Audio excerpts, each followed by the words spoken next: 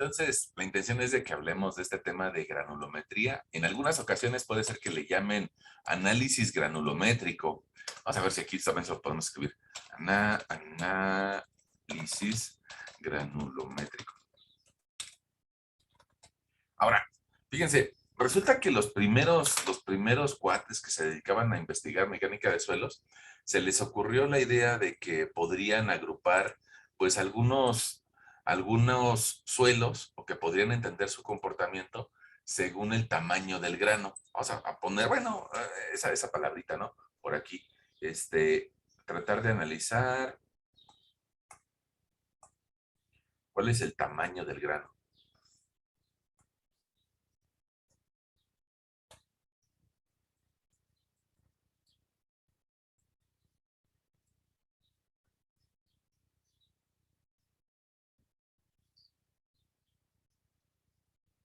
Bueno, vamos a ver. Bueno, le quería buscar alguna imagen en Google, a ver si la podemos ver ahorita, alguna imagen de diferentes tamaños de granos, ¿no? Eh, Porque les decía, tal vez nuestros primeros investigadores en mecánica de suelos decían, yo creo que si tengo granos del mismo tamaño, deben de tener comportamientos similares a los que alguien más ya trabajó con ellos. Y por eso, pues vamos a buscar por aquí, pongamos como tipos de suelo, y vamos a buscar imágenes, ¿no? Para que nos imaginemos cosas. Miren, pongamos esta imagen que estoy tratando de hacer un poquito más grande. Ahí alcanzamos a ver a la derecha algunas partículas del tamaño grava o un poquito grandes. Y también alcanzamos a ver, pues, algunas un poco más pequeñas, como podría ser esta ahí donde está pasando la manita, como podría ser una arena. Y resulta que no todos los suelos son iguales, pero, pero seguramente alguien los quiere clasificar. Imagínense si nada más buscando aquí en Google encontramos estas diferencias, pues alguien seguramente ya se dio esa tarea de clasificar a los suelos, ¿no? O dividirlos. Y resulta que alguien puede decir, no, pues es que por mi casa no hay material así, no hay grava, sino que por mi casa tal vez hay material que parece como arena, o por mi casa hay un material blancuzco, café blancuzco. Y entonces esa clasificación de los suelos, pues se da dependiendo de para qué la querramos, ¿no? Puede ser que alguien la quiera para fines agrícolas y van a encontrar seguramente clasificaciones con fines agrícolas. Pongamos la Universidad de Chapingo, tienen mucha investigación de eso, pero porque a ellos les interesa el suelo para sembrar. Y bueno, pues ellos tal vez quisieran mejor un suelo que sea fértil o donde puedan crecer las fresas o donde puedan crecer las calabazas. Y desde el punto de vista constructivo es un poco distinta la clasificación. Entonces, pongamos el INEGI, en muchas ocasiones nos da clasificaciones de los suelos según sus características químicas para poder sembrar o no en ese sitio. En cambio, desde el punto de vista mecánico, puede ser que nos interesen otras características. Nuestra materia, la que nos estamos llevando, se llama mecánica de suelos. Y entonces, desde el punto de vista mecánico, nos interesa averiguar si estas partículas friccionan unas contra las otras o patinan unas contra las otras. Pongamos aquí, mira esta imagen. Yo creo que alguien dirá, pues, ay, nada más es una imagen de internet, no tiene chiste, ¿no? Bueno, sí, pero podemos alcanzar a ver cosas de aquí, ¿no? ¿Qué podríamos alcanzar a ver? De que los cantos de estas rocas están rodados. Alguien le llamaría, son piedras de bola o piedras de río. Y eso es muy fácil de identificar, que sí, por aquí han sido transportadas por agua de un río y que ese transporte a lo largo de muchos años, mucho más de lo que nosotros llevamos de vida, a lo largo de muchos años, han logrado que estas rocas se redondeen y al estar redondas, pues también nos hablan de su edad. No son rocas jóvenes, como podría ser el caso de unas gravas angulosas. Miren, pongamos aquí esta otra imagen. Parecería que no nos dice mucho, ¿no? Nos dice, pues es de un suelo que está seco. Bueno, está seco, pero aparte alcanzamos a ver una orilla blancuzca y probablemente nos hable de una presencia de sales. Bueno, entonces, regresando a lo que queríamos platicar el día de hoy, es granulometría. Pues es una palabra compuesta por dos raíces, ¿no? Esta metría significa medir a los granos.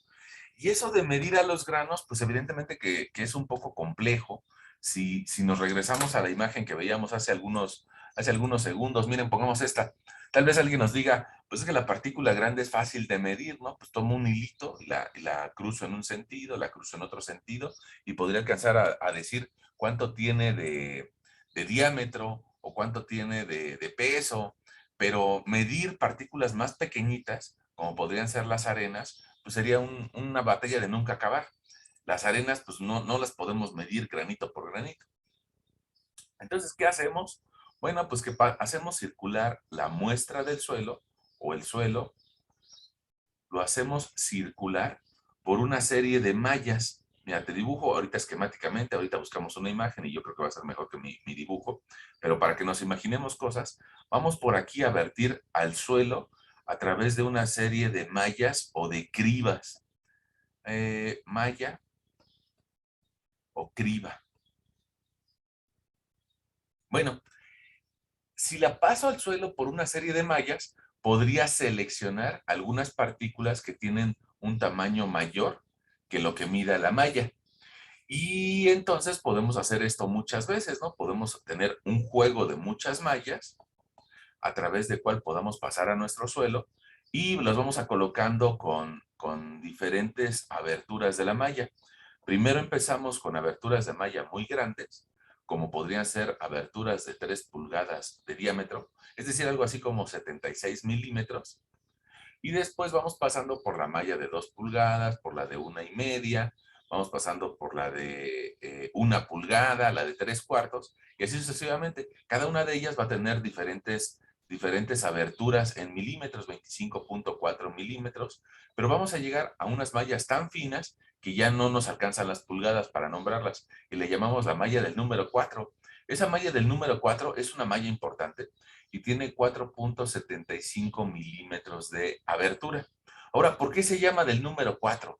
Ah, bueno, pues porque si yo veo la misma malla desde arriba y resulta que mido 1 pulgada por 1 pulgada, en esa pulgada por 1 pulgada, si considero que se van a generar 4 aberturas en un sentido y 4 aberturas en otro sentido, 4 espacios, bueno, resulta que al dividir 1 pulgada entre 4, me quedarían, bueno, un poco, bueno, vamos a hacerlo aquí, aprovechando que tenemos calculadora. Por aquí debe haber una calculadora. Mira, si yo divido 25,4 milímetros entre 4, me da una abertura de un hueco de 6,35 milímetros. Pero eso hay que agregarle el espesor de la malla. Y eso significa que si consideramos el espesor de los alambres, nos va a quedar un diámetro de partícula de 4,75 milímetros. La malla del número 4 es una malla importante, es más, la voy a subrayar aquí. La vamos a subrayar porque es importante. La de 3 también es importante. Las otras, resulta que también son importantes, pero podríamos poner unas o quitar otras y nadie se enojaría. Y resulta que hay que seguir pasando nuestro material por mallas cada vez más finitas. Pongamos la del número 10, la del número 20, la del número 40, 50 y así sucesivamente. Pongamos, te diría que la malla del número 100 significa que una pulgada la dividimos en 100 divisiones. 100, 100, 100 divisiones. ¿Eso qué significa? Pues que vamos a tener tamaños de partícula pues muy parecidos a 0,1 de milímetro. Y al final vamos a tener una malla también muy importante, que es la malla del número 200. La subrayo porque es importante, ¿no? La malla del número 200 es tan importante que me sé cuánto mide de abertura, ¿no? Mide algo así como 0,075 milímetros. Fíjate, esta cantidad se escribe fácil, ¿no? Se escribe fácil, pero que nos la imaginemos no es tan fácil que nos la imaginemos. Eh, 0,075 de milímetro es algo así como un treceavo o un catorceavo de milímetro. De por sí, 1 milímetro es una cantidad ya bastante pequeña, ¿no? Y ahora si te digo que hay que dividirlo entre 13, bueno, pues nos da una cantidad muy, muy, muy pequeñita. Ahora tú me vas a decir, seguramente en esta primera sesión que te estás imaginando el tema, tú me vas a decir, es que profesor, yo sí me puedo imaginar partículas que midan 4.7 milímetros. Eso sí lo puedo hacer. Me puedo imaginar partículas que midan 1 milímetro o 0.1 de milímetro. Pero la verdad me cuesta bastante trabajo imaginarme partículas que midan 1/13 de milímetro. Y sí, es difícil de imaginar, pero hay muchas, y déjame repetirlo, muchas partículas que miden menos de 1/13 de milímetro. Es más, tantas son las partículas que miden menos de 1/13 de milímetro que las podemos clasificar en limos. Hay otras que miden eso y que las podemos clasificar como arcillas. Y hay otras que las podemos clasificar como orgánicas. Muchos de ustedes, cuando vean este material, le van a llamar lodo.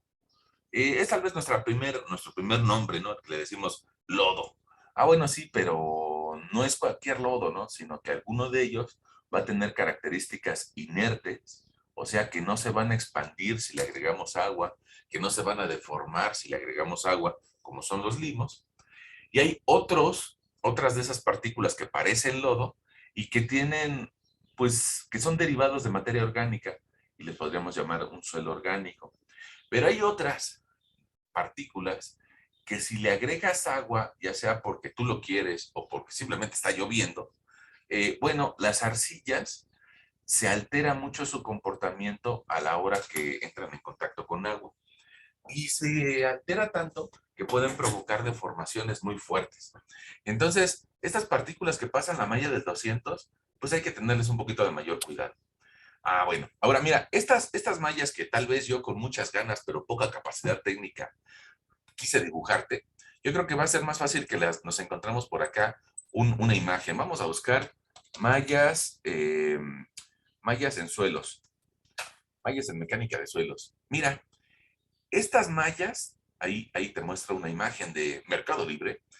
No es comercial, pero es porque nos están vendiendo una serie de mallas. Esas mallas las vas a trabajar el día jueves ahí en el laboratorio, o probablemente alguien de ustedes ya estuvo en contacto con ellas. Estas mallas son las que te dibujaba y vamos a ver si pudiéramos encontrar otra imagen. Mira, esas mallas, es más, hasta parece que son de nuestro laboratorio. Están muy, muy, muy parecidas a las de nuestro laboratorio. Eh, Son como las que te dibujaba en Word. Y el procedimiento es hacer circular, déjame la copio, copiar, no la pude copiar. No, ¿cómo que no la puedo copiar? Sí la puedo copiar, ¿no? Aunque sea una captura de pantalla. Ahí está, una captura de pantalla. Me la llevo a Word.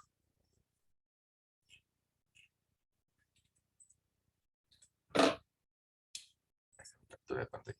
Bueno, esas mallas, que es muy parecido a lo que yo te dibujaba acá arriba, se acomodan según la abertura de la malla. Y cada una de estas mallas tiene una plaquita y en esa plaquita nos describe cuántos milímetros tiene de abertura. Alguien dirá, bueno, pero es que las mallas de forma original se llama malla del número 20, malla del 100. Sí, pero eso no cualquier persona le entiende. Entonces, para eso tiene esta plaquita, para que cualquier persona le entienda y que nos diga, mira, la malla del número 40 tiene una abertura o un tamaño de partícula tal vez de 1 milímetro, por decir un número, ¿no? Y entonces cada una de estas mallas aquí tiene su plaquita y nos dice qué abertura tiene. Bueno, entonces nuestro objetivo en la siguiente práctica que vamos a hacer va a ser hacer circular al suelo una masa de suelos por estas mallas y aquí se van a ir quedando algunas partículas. En la siguiente malla se van a quedar otras partículas, en la que sigue se van a quedar otras y otras. Bueno, ahora tú me vas a decir, bueno, eso está bonito, ¿y eso para qué? Ah, bueno, porque cuando separo las mallas, las primeras me van a agrupar las partículas grandes, otra me va a agrupar partículas más pequeñas, y otra me va a agrupar partículas mucho más pequeñitas, y otra mucho más pequeñitas. Ahora, ¿con qué objetivo? Ah, porque si yo sé lo que se quedó en la malla del número de 2 pulgadas, también podría calcular el porcentaje retenido en esa malla de 2 pulgadas. Y ese porcentaje de material retenido lo voy a obtener a la hora que estas muestras las llevo a pesar. Si las peso retenido en esa malla, en la malla de 2 pulgadas, lo divido entre el peso total. Lo multiplico por 100. Ah, bueno, y entonces puedo saber qué porcentaje de mi suelo mide 2 pulgadas. ¿Qué porcentaje de mi suelo tal vez mida 1 centímetro? ¿Qué porcentaje de mi suelo mide 1 milímetro? ¿Y qué porcentaje de mi suelo mide 0.07 de milímetros? Con los porcentajes me puedo imaginar más cosas de ese material. Es decir, lo que nosotros hace rato decíamos de que simplemente eh, eran suelos que parecían piedra bola, por medio de estas mallas podemos ir encontrando cuánto material se queda atrapado en cada una de estas mallas. Ahora mira, vamos a ver si esta imagen se ve mejor. Mira, esta imagen se ve re bonita. Eso es prácticamente lo que vamos a hacer en el laboratorio. Tenemos una muestra, tenemos una muestra con ciertas características y lo vamos a hacer circular por las mallas. Se van a cribar, se van a seleccionar entre las diferentes mallas y vamos a obtener el peso mediante una báscula electrónica o una balanza electrónica. Eh, Mira, aquí en esta hojita, que está tomada, me parece que del Braja, nos dice cuánto mide una malla que dice que se llama la malla del número 20 o la malla del número 40. Bueno, la malla del número 20 aparece aquí que tiene una abertura de 0.85 de milímetro, menos de 1 milímetro. La malla del número 100 tiene una abertura de 0.15 de milímetro. Y yo te decía que la malla del 200 es importante. La malla del 200 mide 0.075 de milímetro.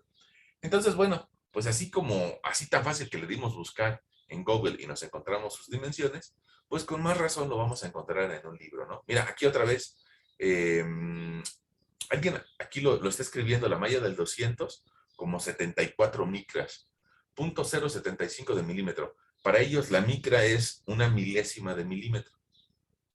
Ahora, hay un problema. Aquí, en esta imagen que nos salió y por alguna razón nos salió en internet, nos está hablando de que hay mallas hasta del 400, que mide algo así como un treintavo de milímetro.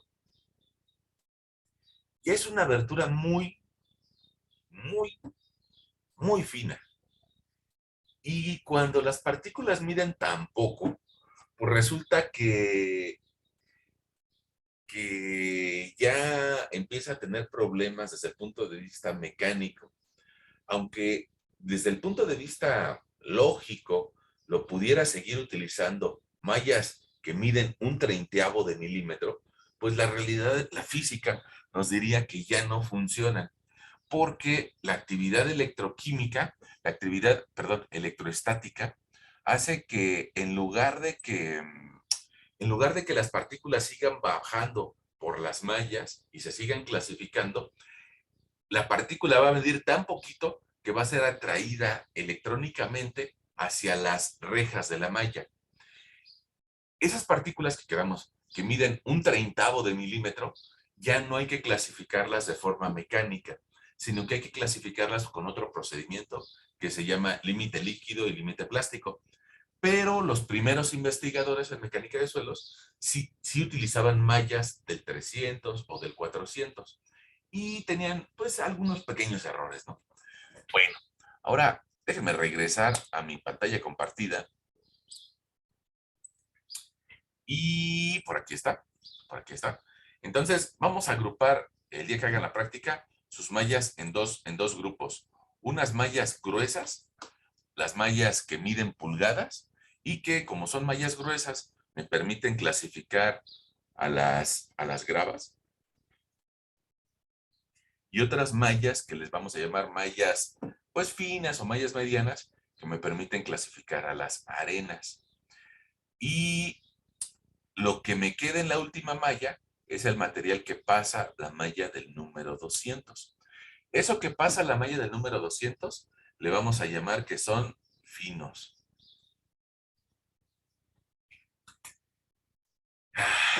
Bueno, bueno.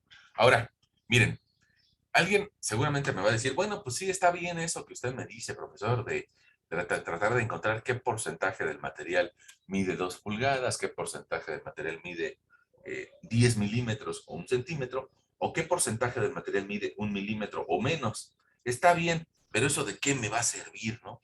Siempre los alumnos preguntan, ¿y eso de qué me va a servir? Ah, bueno, con esa información nosotros podemos elaborar una curva de análisis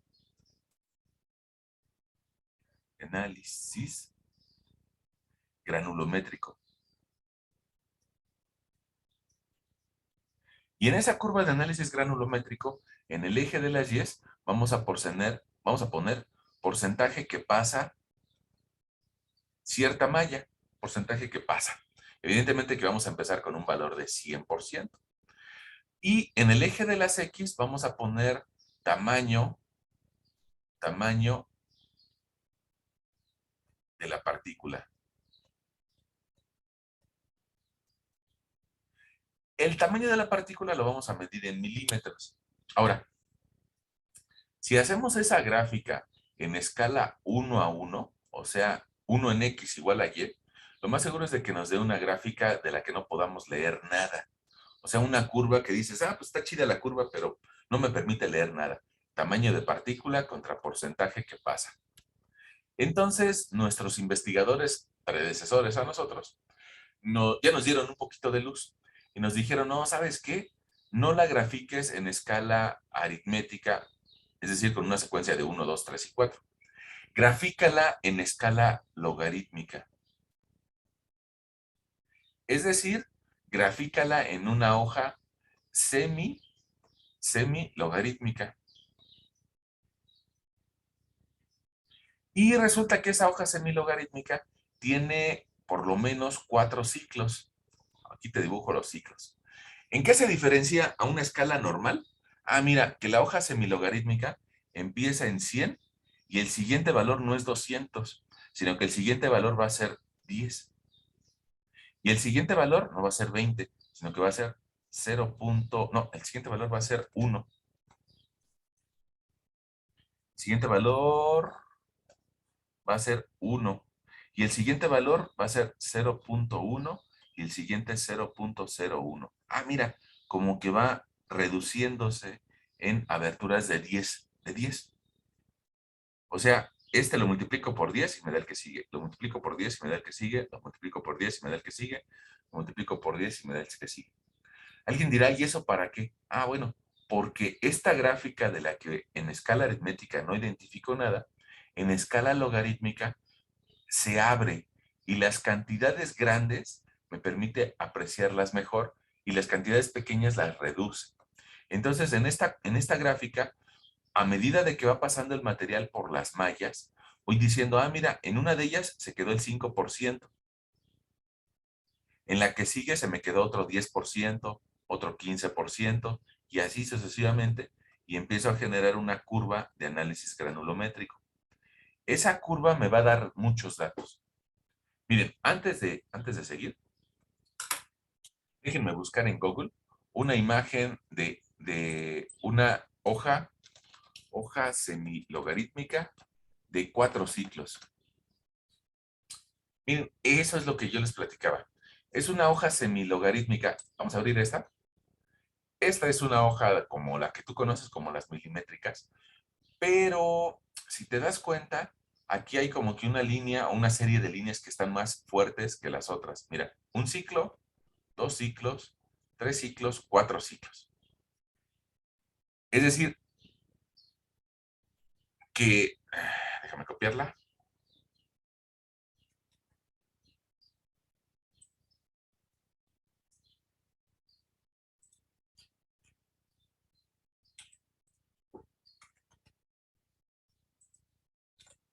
Ahí está.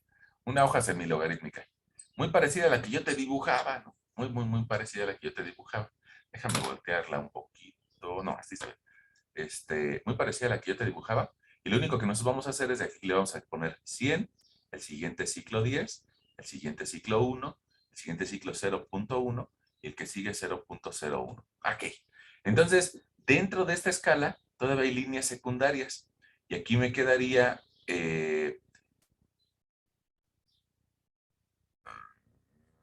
déjame pensar un instante si está bien así o hay que voltearla. No, hay que voltearla. Ustedes disculpen.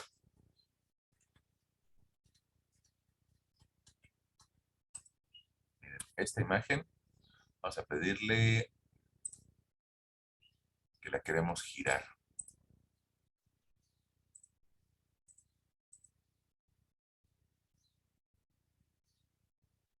Ahora sí me gusta.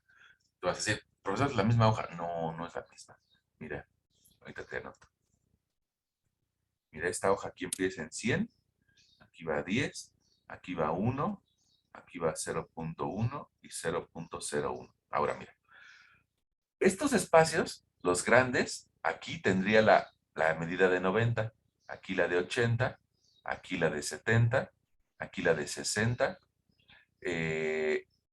aquí, caray, aquí la de 50, 40, 30, 20 y 10. Y la que sigue otra vuelta, 9, 8, 7, 7, 6, 5, 4, 3, 2, y la que sigue es el 1. Punto 9, punto 8, punto 7, punto 6, punto 5, punto 4, punto 3, 0.2 y 0.1. Y así sucesivamente. Fíjate, punto 9, punto 8, punto 7, 0.6, 0.5, 0.4, 0.3, 0.3, 0.2 y 0.1. A ver, borrar, borrar. Hay que borrar aquí este.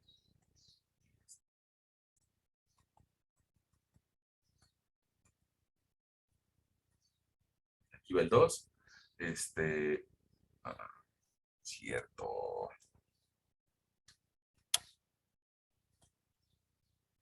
1, 0.6, 0.3, 0.2. Este es 0.06, 0.03, 0.02 y 0.01. Otra vez, 0.02. Otra vez. 0.06. Bueno, ahora, en ese espacio semilogarítmico, que ya sea que tú consigas una hoja semilogarítmica en alguna papelería o que busques alguna de las que estábamos encontrando aquí en internet y que, mira, pongamos esta, se ve muy bonita. Esta se ve muy bonita, pero es de 3 ciclos. Mira, esta es de 3 ciclos, nada más hay que copiarla y replicarla, ¿no?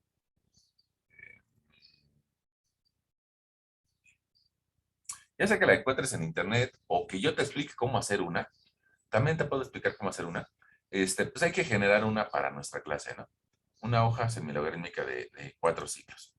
Y dentro de esta hoja, nosotros vamos a graficar, por decirte algo, el 100%, aquí el 75%, aquí tal vez el 50%, aquí el 25% y aquí el 0%. Y en esa hojita vamos a poner en este lado tamaño de la partícula y en este lado porcentaje que pasa. Ok, ahora mira, imagínate, el suelo que nosotros vamos a utilizar en la práctica de laboratorio nos va a dar una cierta curva. Mira, ya la dibujé por aquí. Yo hoy la dibujé por aquí, ¿no? De esta curva nosotros vamos a ser capaces de leer algunas cosas. Pongamos, si nosotros viéramos una curva que está así, como esa, significa que hay de todos los tamaños de los granos. Hay de todas las aberturas. Y a eso le llamaríamos a un suelo bien graduado.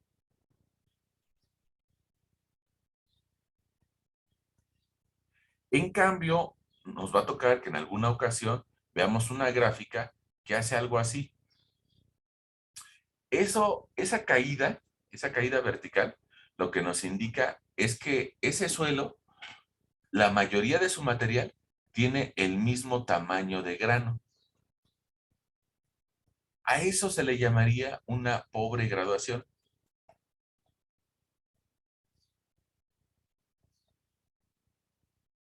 Ahora, ¿por qué se le llama así? Porque el suelo de arriba, el que está bien graduado, tiene partículas grandes, tiene partículas medianas y tiene partículas chiquititas. Ahora, ustedes, perdón por apenas abrirles el micrófono, perdón por apenas preguntarles, pero me gustaría que me dijeran, un suelo que tiene partículas grandes, medianas, chiquitas, grandes, medianas, chiquitas, grandes, medianas, chiquitas, como el que estoy dibujando arriba, ¿es más pesado o es más ligero que un suelo que todas las partículas miden lo mismo, como el que te estoy dibujando a la derecha? ¿Cuál de los dos es un suelo más denso? El de las partículas pequeñas, ¿no? A ver, bueno, pregunta, si quieren es que eso de las partículas pequeñas me dejó un poquito de duda, porque este tiene partículas pequeñas y puede ser que me digas, no, pues el otro también tiene partículas pequeñas, ¿no? Entonces vamos a dejarlo así un poquito más. Fíjense, el verde, todas las partículas miden lo mismo, lo mismo. Y el amarillo, hay partículas grandes, medianas y pequeñas. Este, ¿Cómo ven? Otra vez, ¿cuál de los dos es más pesado? ¿El amarillo o el verde? El verde, Ajá. Una persona dice que el verde. ¿Y por qué? porque las piedritas están más unidas, ¿no? Y no hay tanta, pues tantos espacios, sino que están más compactadas, ¿no? Vamos a ver. Y los demás, ¿estamos igual? ¿En la misma idea? Sí, yo opinaría lo mismo. Bueno. eh, Vamos a ver. Tal vez yo soy malo para dibujarlo. Vamos a buscar a ver si aquí hay alguna imagen. Suelo bien graduado.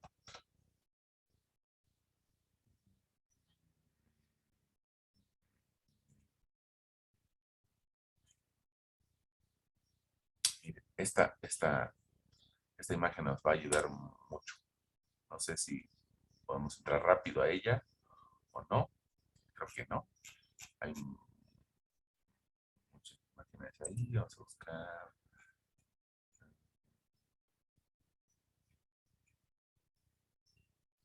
Aquí está la imagen. Vamos a ver que me haga un zoom. Ni siquiera ni siquiera la voy a copiar, pero miren, ahí está. Miren, ahí creo que hay una persona que dibuja mejor que yo, ¿no? Eh, Esa persona que dibuja mejor que yo ya nos hizo el favor de colocar ahí un esquema. Y como dibuja mejor que yo, lo voy a pegar aquí en mi hojita.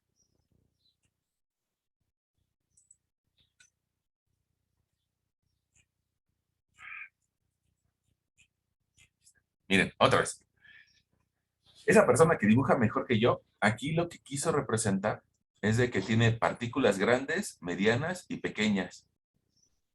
Y el hueco que dejan las partículas grandes es rellenado por las partículas medianas y el hueco que dejan las partículas pequeñas es rellenado por las partículas más pequeñas. Y el otro es un suelo donde todas las partículas miden lo mismo. No sé si ustedes tengan la misma concepción que yo o la misma forma de verlo, pero miren, estos huecos, ese hueco que estoy dibujándote ahí, ese hueco que estoy dibujándote ahí, pues no pesan, ¿no? En cambio, en la otra imagen, esos huecos ya están llenos por partículas más pequeñas. Yo creo que si las partículas medianas rellenan el espacio de los huecos que dejan las grandes y las partículas pequeñas rellenan el espacio que dejan las medianas, yo creo que este material es más denso, ¿no? Sí, profe. Ya viéndola así, sí. Y como tiene poros, pues entonces este es menos denso. Y bueno, pero ya ven, siempre vale la pena que espejear, ¿no? ¿Qué hace el resto de la gente? Y ya ahí con ese esquema, como que esa persona que dibuja mejor que yo, o que lo hizo con más calma que yo, como que nos lo está explicando mejor, ¿no? Creo que yo traté de hacer algún dibujito similar. Miren aquí arribita. Pero tal vez no, no fui capaz de rellenar los huecos, ¿no? Los huequitos que había por acá. Pero entonces, ¿a qué podemos regresar o a qué podemos concluir? Que un suelo bien graduado es más denso. Porque tiene de todos los tamaños de las partículas. La gráfica me lo puede decir. Me puede decir, tienes partículas de 3 pulgadas, pero también tienes partículas de 2 pulgadas, y también tienes de 1 y de 10 milímetros, y también tienes partículas de 5 milímetros. Tienes partículas de todas. Entonces va a ser más denso. En cambio, la gráfica que tenga una caída fuerte, me diría, no, pues es que aquí es un material menos denso. Y además de la densidad, ¿cómo ven? ¿Cuál de los dos va a ser más capaz de resistir una fuerza externa?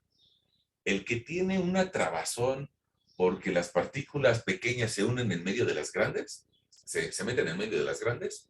¿O el que tiene partículas todas del mismo tamaño? ¿Quién va a resistir mejor una fuerza externa?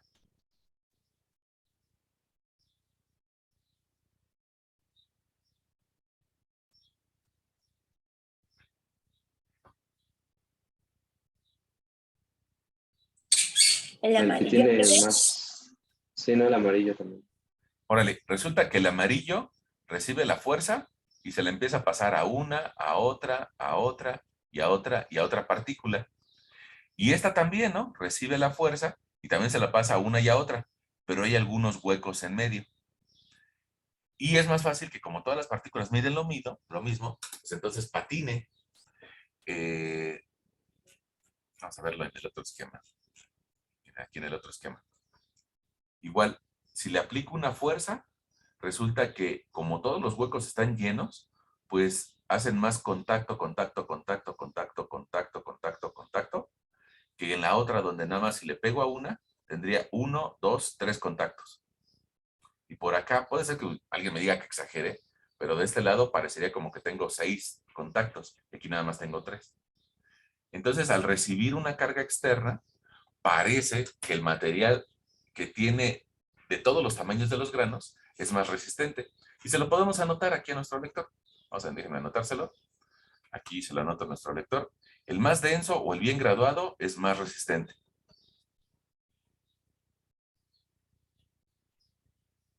Y el de pobre compactación es más débil, ¿no?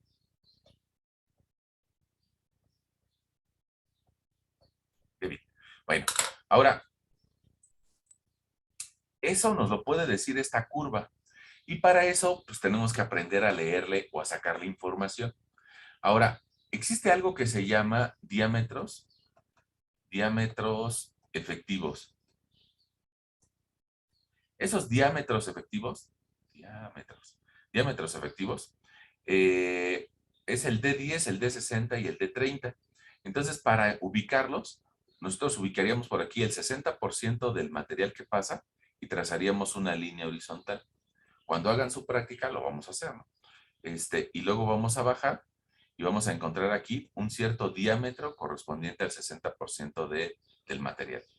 Vamos a tomar otra línea que surja a partir del 30%, 30% del material, trazamos una línea y cuando cruce a la línea de mi suelo, de mi práctica, ahí voy a encontrar un D30.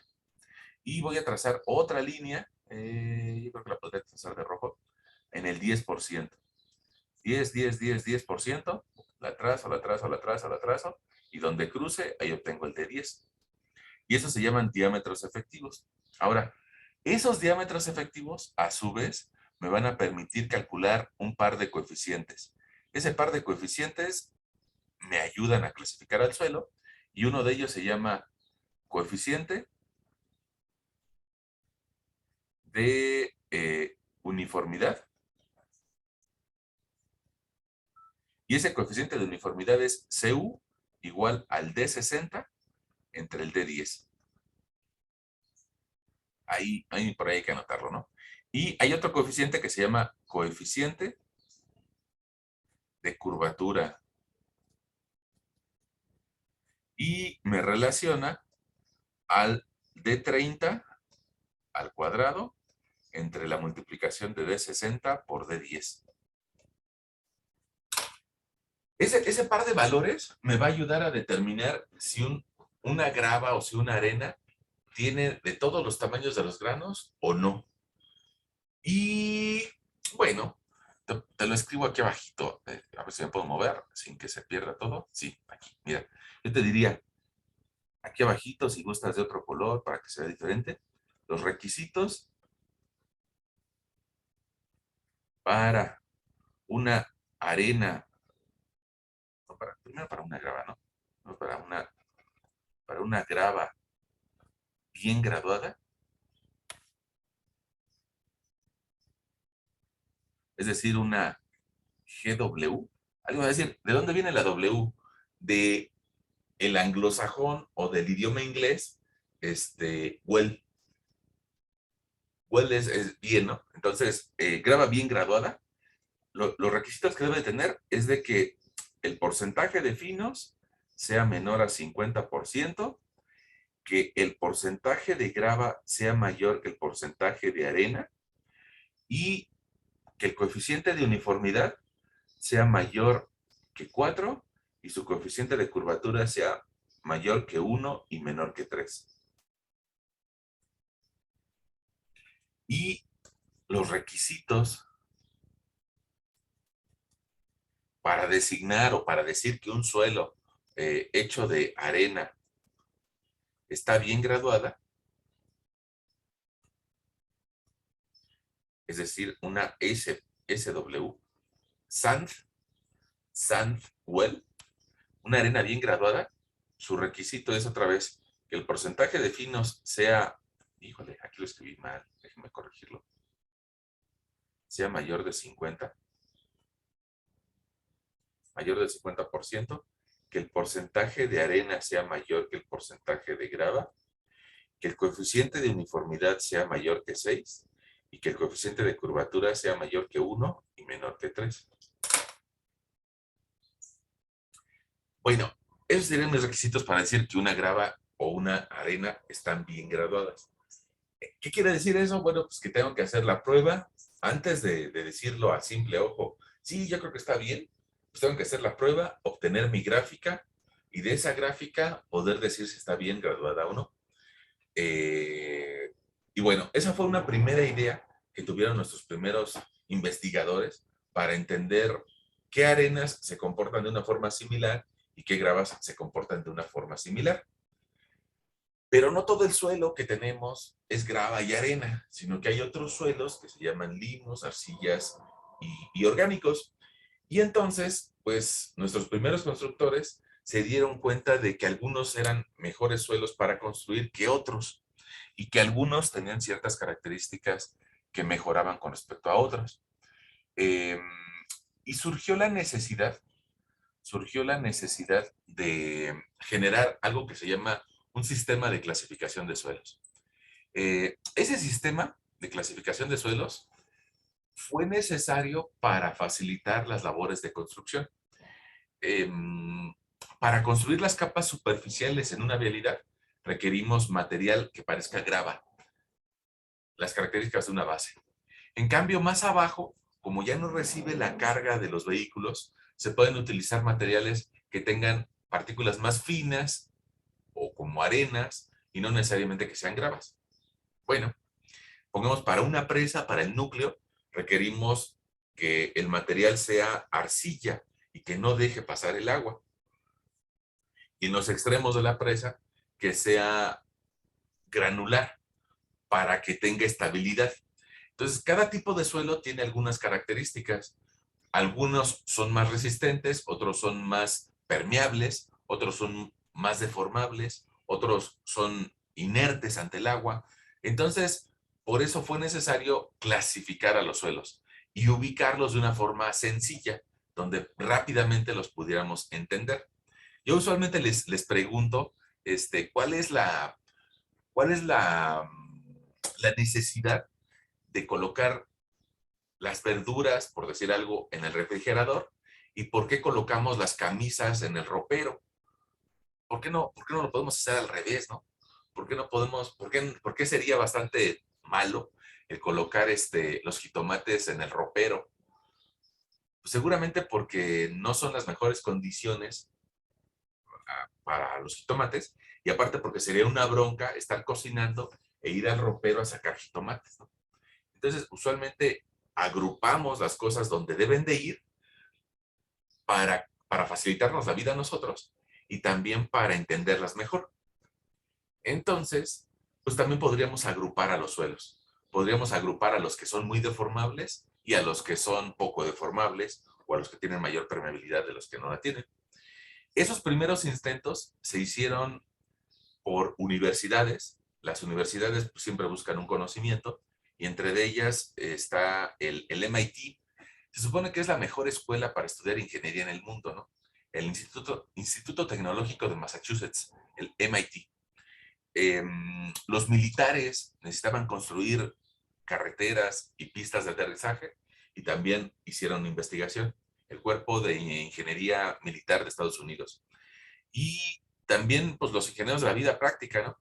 Y cada quien tenía su clasificación, incluyendo los que hacen carreteras en la AASHTO.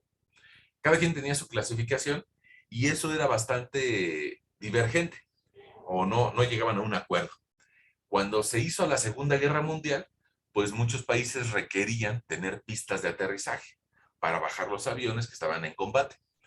Entonces, pues fue necesario establecer un sistema para clasificar el suelo. Y ahí surge algo que se llama Sistema Unificado de Clasificación de Suelos. Les comparto a través de mi pantalla. Y con esa granulometría y con un poco de más información, se puede generar eso que se llama un sistema unificado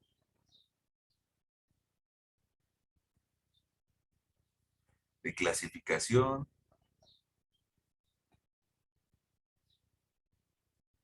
de suelos. Ahora, desde el punto de vista constructivo, ¿no? Ya ven que decíamos, desde el punto de vista agrícola, pues hay otras clasificaciones.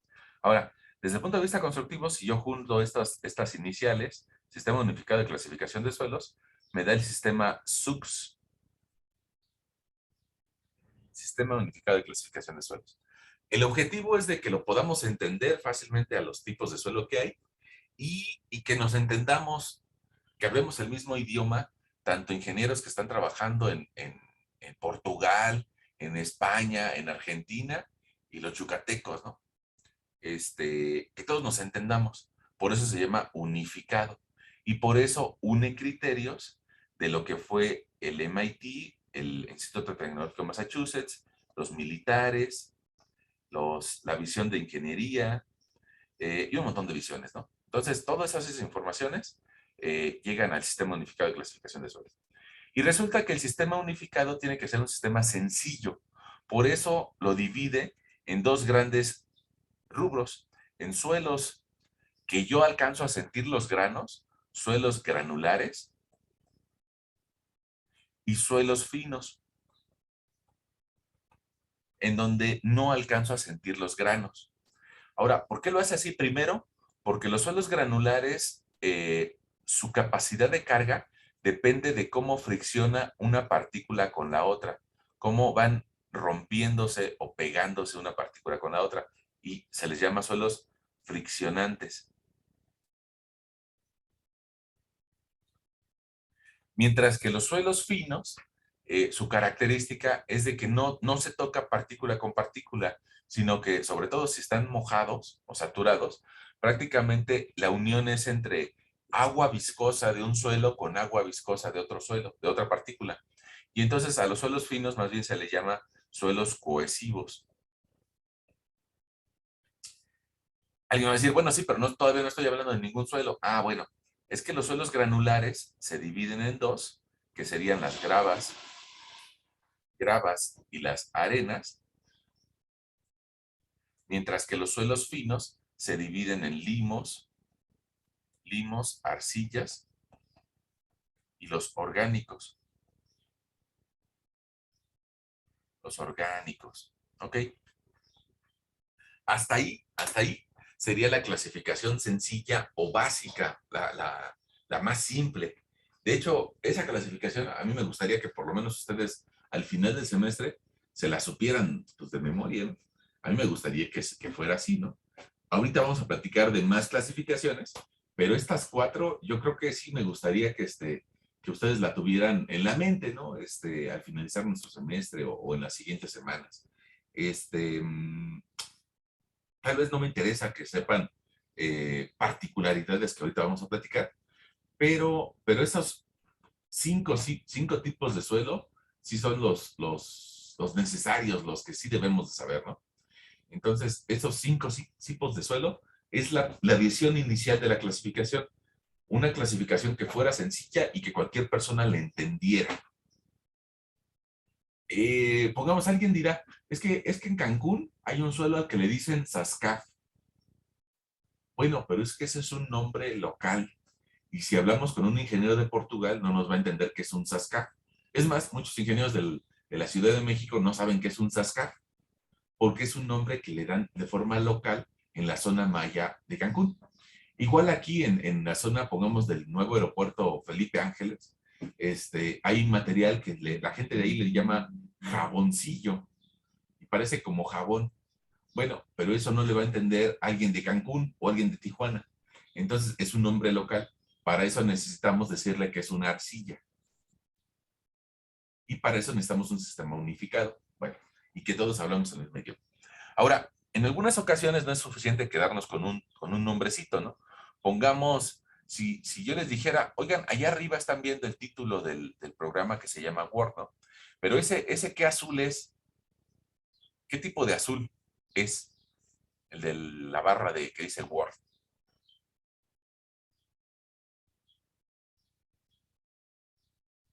Como azul rey, ¿no, profe? ¿Cómo azul qué? Azul rey. Ah, azul rey, ándale, es muy buen comentario, azul rey.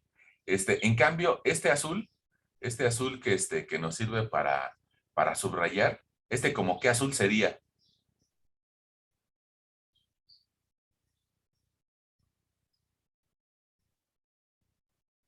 Fosfo, como un azul fosforescente, ¿no? Y seguramente aquí nos podríamos encontrar otro azul, ¿no? Alguien dirá un azul claro, alguien dirá un azul grisáceo, ¿no?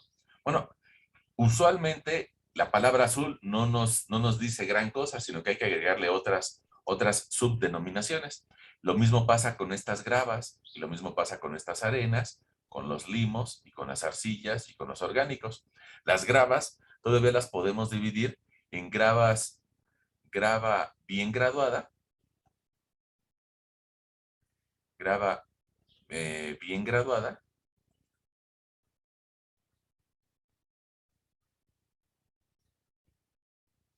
y su símbolo sería una GW, y una grava mal graduada, o una grava pobremente graduada, y su símbolo sería GP, de poorly. Las arenas también las podemos dividir. Las arenas también las podemos dividir en arenas bien graduadas. Déjame, inclusive, así mejor. Arena bien graduada y arena mal graduada. Y las podemos dividir en SP y SW. Los limos, en un limo de baja plasticidad o compresibilidad, y en un limo de alta compresibilidad. Y las arcillas también, bueno, su símbolo de estos dos sería ML y MH. La L viene de low, te lo noto por acá, la L viene de low, la H viene de high,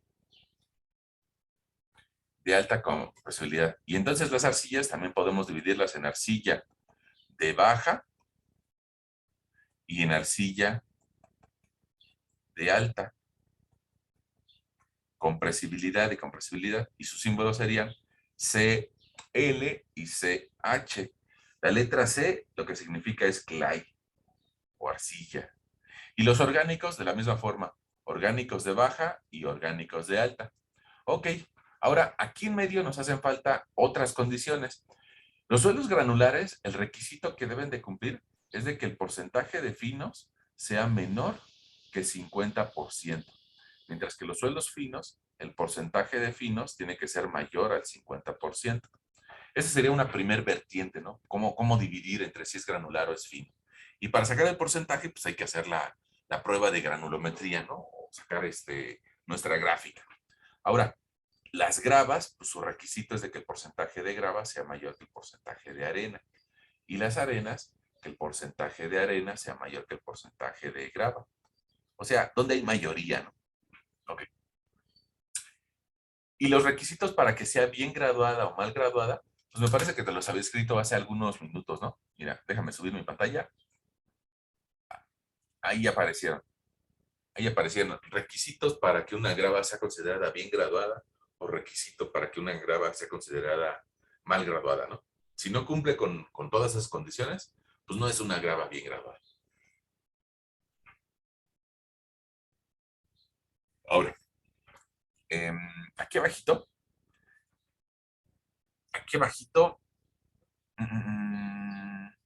me hizo falta una condición. El porcentaje de finos tiene que ser menor al 50 y tiene que ser mayor que 12 para que tengamos esos nombres. Entonces seguramente tú me vas a decir, bueno, ¿y qué pasa si el porcentaje de finos es menor a 12? ¿No? Bueno, se dan dos condiciones. Si el porcentaje de finos anda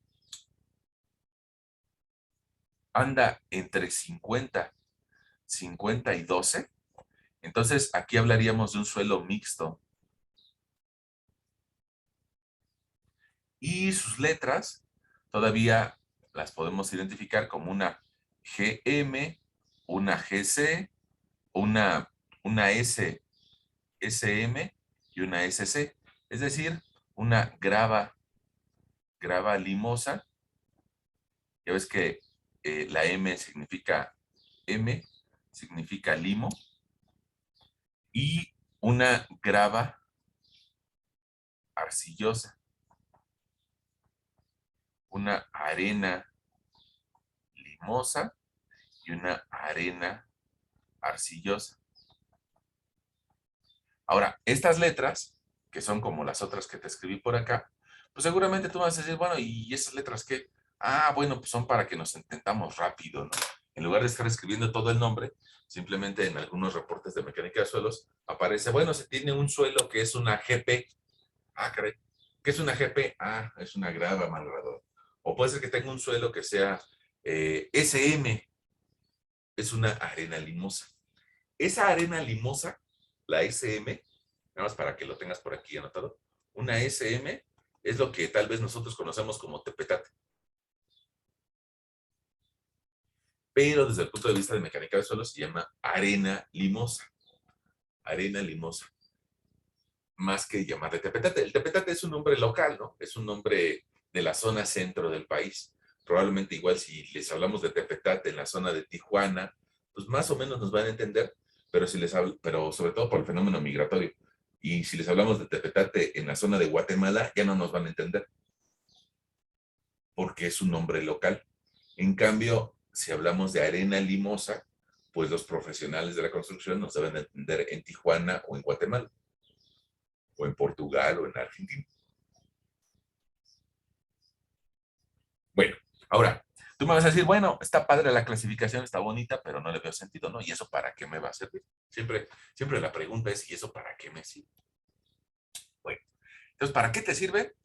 Bueno, porque entre más arriba estemos dentro de esta clasificación, entre más alto estemos, nuestro suelo va a ser más resistente.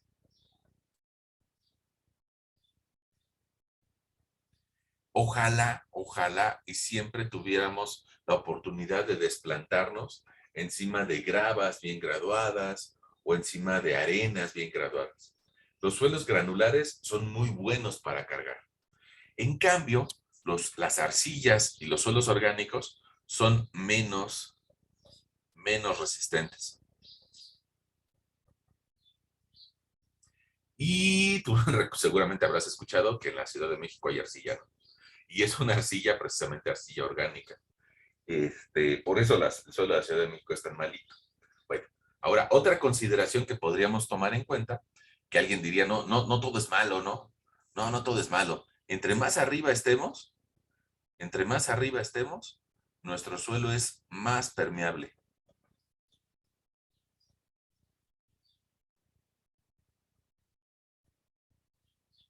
Y en la zona de abajo, las arcillas prácticamente resultan impermeables.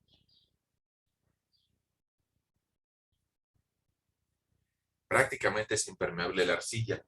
Esa es una muy buena razón del por qué se encharca, por qué se enloda, porque tiene muy poca capacidad para dejar pasar el agua.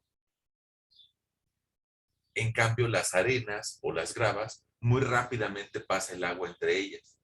Por decirte un número, las arcillas llegan a tener una permeabilidad como de 1 por 10 a la menos 10 a la menos 12 centímetros por segundo de permeabilidad, mientras que las gravas y las arenas tienen 1 por 10 a la menos 2 o 1 por 10 a la 0 centímetros por segundo. Dejan pasar mucho el agua. Mucho, mucho, mucho. Bueno, y la última de las 3 grandes características que nos interesa que ustedes tengan por ahí en la mente es de que entre más abajo esté tu clasificación, es un material más deformable. Y me pasa. Es un material más deformable. Entre más arriba está, es menos deformable. Entonces, por eso yo te decía, sería ideal que siempre nos tocara construir encima de gravas o encima de arena. Eso nos daría mucha tranquilidad. Es más, si nos tocara construir encima de gravas o de arena, pues prácticamente en muchas ocasiones ni siquiera se requiere un estudio de mecánica de suelos, sobre todo si es una construcción ligera, ¿no? Al contrario, si nos toca construir encima de arcillas, encima de limos, encima de material orgánico, pues usualmente es cuando más se requiere explorar, ¿no? Entonces, alguien, igual viendo esta pantalla, diría, bueno, entonces ya le entendí para qué me sirve clasificar al suelo, ¿no? Para tratar de entender qué problemas me va a dar. Un problema que me daría una arena es de que se me va a escapar el agua. Sí, o que va a fluir muy rápidamente el agua, al igual que una grava. Pero lo bueno es de que resiste mucho. En cambio, las arcillas, pues aunque no me dejan pasar el agua, pues lo malo es de que se deforman mucho, son muy deformables. Para eso me sirve un sistema de clasificación de suelos. La primera parte, la de arriba, la de suelos granulares, la podemos hacer con la práctica de granulometría. Es decir, por aquí te voy a anotar, por aquí te anoto, sí, te anoto. Esto para los suelos granulares, utilizamos de lo que estábamos hablando hace rato, una granulometría.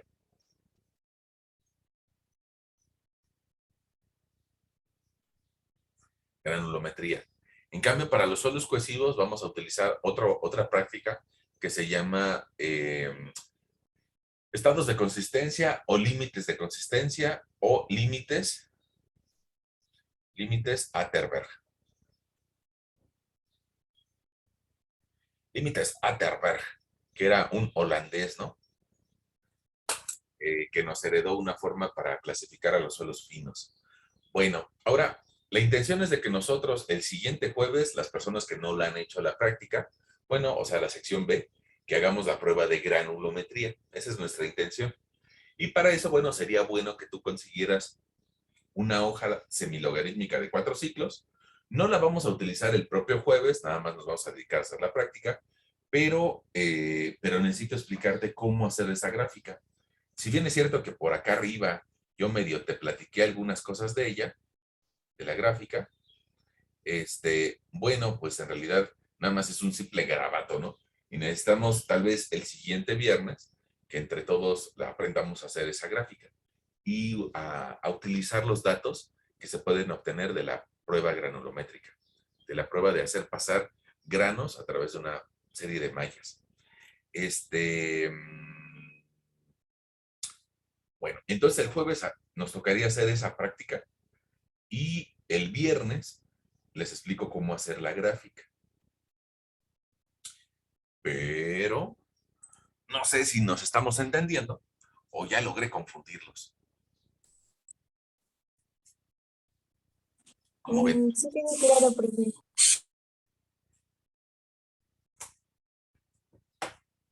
Creo que por el momento no hay dudas. Ok, eso es lo que pasa perdón, creo que eso es lo que pasa a veces con nuestras clases de teoría, ¿no? Las clases de teoría, pues dices, pues está chido, ¿no? O sea, usualmente todos decimos, pues está bonito. Y que ya cuando nos toca hacer la práctica es a veces cuando salen las dudas. Y eso es lo importante de hacer prácticas, ¿no? O de hacer ejercicios. Ya cuando uno está enfrente del problema, dices, caray, entonces, ¿qué había que hacer? Y es en muchas ocasiones cuando salen las dudas. Entonces, pues por esa razón hay algunas carreras que se vuelven, alguien dirá, un poco más sencillas que otras, en las que nada más se ve pura teoría, ¿no?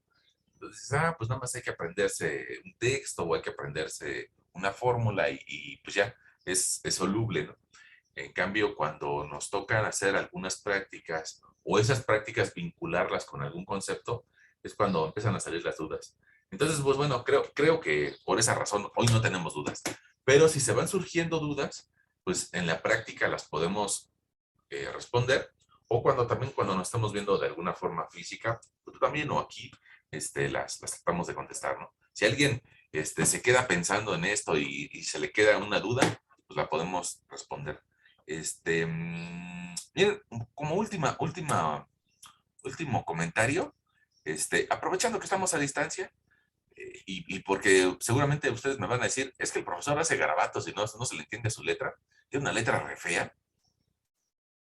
Sí, fíjense, sí tengo una letra re fea, ¿no? Tal vez nunca le hice caso a mi profesora de la primaria que me puso a hacer bolitas para escribir mejor. Y aparte de tener letra fea, pues todavía estamos escribiendo en una pantalla digital, ¿no? Entonces eso lo hace más fea. Bueno, pero por si ustedes dicen, está muy feo esto, no le entiendo.